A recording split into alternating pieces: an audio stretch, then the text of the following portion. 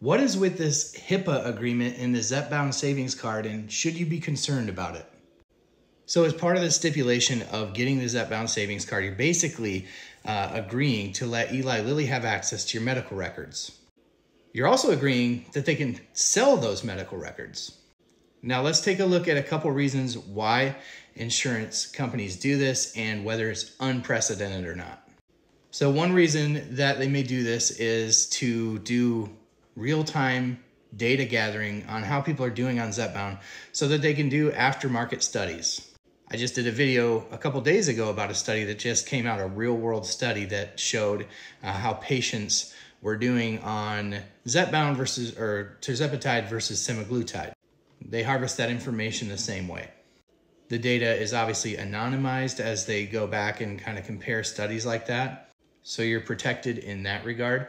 But what should your concerns be, and what are some of the other reasons?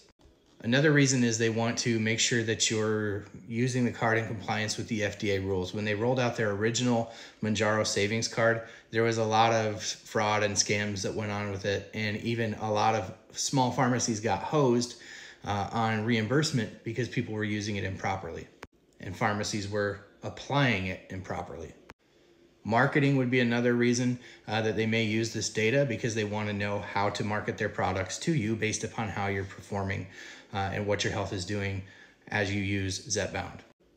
As far as I can tell in my cursory search, this is not unprecedented that a drug company would ask this of you as part of their savings card program.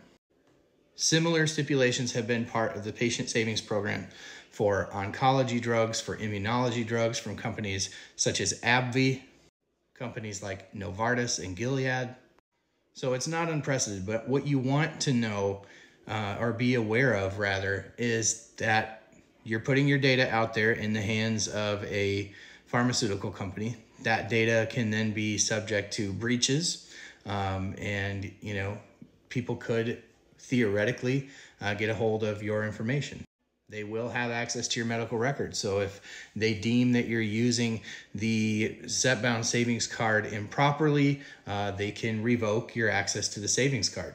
And now that savings card is attached to your personal information in your medical records. So, whether there's a blacklist somewhere that exists that you get put on, it's, something you need to be aware of. Not completely unprecedented, but you do want to make sure that you do agree to all of that when you sign up for the Zepbound savings card. I'll probably have more to come on this as I dive a little bit deeper, but just wanted to address this because I know it's a concern of many. And so I wanted to talk to you a little bit about that tonight. If it's helpful, share this with somebody, and make sure you give the channel a follow as well.